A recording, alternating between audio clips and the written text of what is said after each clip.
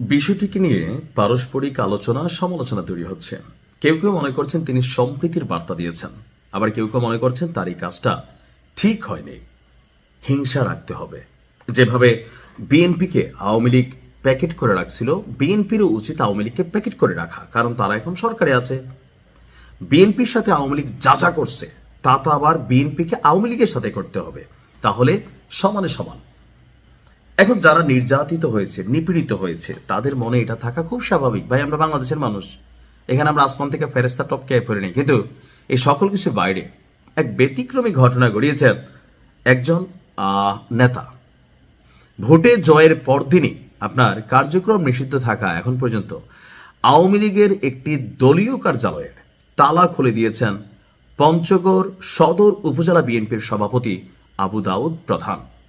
আওয়ামী লীগের নেতাকর্মীরা প্রশংসায় ভাসাচ্ছেন।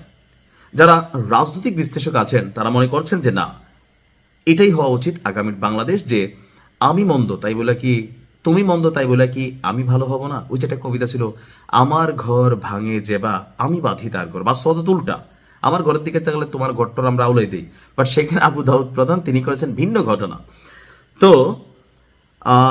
আজকে সকালে সদর উপজেলার চাকলাহাট ইউনিয়ন আওয়ামী লীগের একটা অফিস গত 18-19 মাস বন্ধ ছিল সরকার পতনের পর, সেই অফিসের তালা খুলে দিয়ে তাদের পাশে থাকার প্রতিশ্রুতি দিয়েছেন উপজেলা বিএনপির সভাপতি আবু দাউদ প্রধান। এরই মধ্যে ওই কার্যালয় খুলে দেওয়ার যে ভিডিওটা ফেসবুকে প্রকাশিত হয়েছে, পক্ষে বিপক্ষে নানানজন নানান মত দিচ্ছেন। আপনি কিভাবে দেখছেন?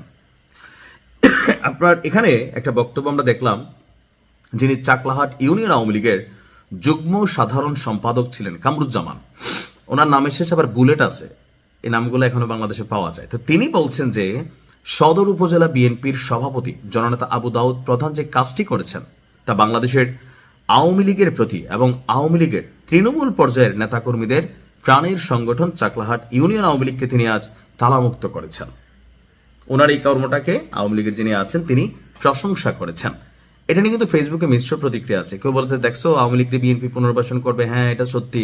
আবার কেউ বলছে যে না ভাই, একই এলাকার মানুষ, কেন আওয়ামী লীগ খারাপ করছে দেখে তো আওয়ামী লীগের এরকম পতন হয়েছে, তো বিএনপি যদি খারাপই করে, বিএনপি যদি একই কাজ করে, তাহলে আর মন্দের ভালো কি ছিল? এখানে যার যার পয়েন্ট অফ ভিউতে তার তার মন্তব্য।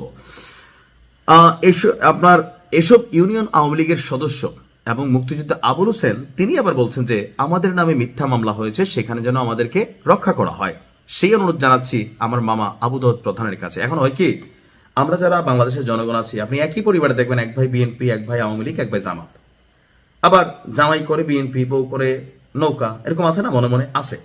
অথবা মামাতো ভাই একটা করে, ফুফাতো ভাই, পুরা এলাকার মানুষগুলো তো আমরা একটা পরিবার। তো যখন রাজনীতিতে গিয়া আমরা হয় কি যে ধরেন প্রতিশোধ পরায়ণ হয়ে উঠি, তখন হয় কি যে আমরা পরিবার, এলাকার মানুষ, কাছের মানুষ এগুলো চাই না। যার কাছ থেকে ধান্দা করে খাওয়া যায়, লুটপাট করে খাওয়া যায়, মিথ্যা মামলা দিয়ে খাওয়া যায়, এই কাজগুলো কিন্তু হয়েছে।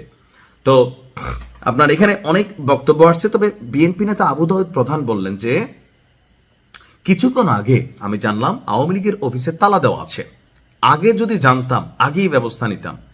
দীর্ঘ 18 বছর পর আমাদের বিজয় হয়েছে, স্বাধীনতার উভয় পক্ষের শক্তিগুলো এক হয়ে ম্যান্ডেট দিয়েছে, যার কারণে আমরা রেকর্ড পরিমাণ ভোট পেয়েছি সারা বাংলাদেশে।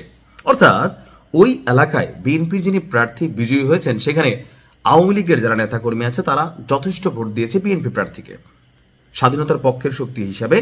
সো তার বক্তব্য যে আমি উভয় দলের নেতাকর্মীদের বলবো, প্রত্যেক দলে কম বেশি দুষ্ট প্রকৃতির লোক আছে, দল থেকে বহিষ্কারের ব্যবস্থাও তাদের জন্য রয়েছে। কোনো অবস্থাতেই আমাদের এলাকার শৃঙ্খলা কেউ যেন ভঙ্গ করতে না পারে। আওয়ামী লীগের উদ্দেশ্যে বলবো, স্বাধীন সার্বভৌম বাংলাদেশের নাগরিক হিসাবে আপনারা কোনো প্রকার অন্যায় করবেন না, যদি কেউ করে আমাকে জানাবেন, আমিও কোনো অন্যায়কারীকে প্রশ্রয় দেব না।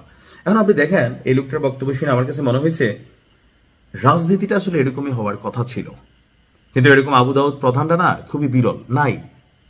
আমরা চিন্তা করি ভাই আমাদের সময় তোমরা এটা করছো, তোমার শুরু হয়ে গেছেন অনেক জায়গায়, 5ই আগস্টের পর তো হয়েছে। কিন্তু দেখেন আবু দাউদ প্রধানের এই বিষয়টাতে আমি যে পজিটিভ দিকটা দেখছি, এই জিনিসগুলো যদি বাংলাদেশের 330টা আসনে আমরা যারা বাংলাদেশের 300 আসনে যারা নেতারা আছি, এমপিরা আছি, তারা যদি সবাই মনে করতাম যে না রাজনীতির জায়গা হবে ভিন্ন, দেশের উন্নতির জন্য, জনগণের ভাগ্য পরিবর্তনের জন্য বিপরীত পক্ষকে, প্রতিপক্ষকে সাইজ করা, ভেজাল করা, এগুলো না, তাহলে অনেক সুন্দর হয়তো হইতো।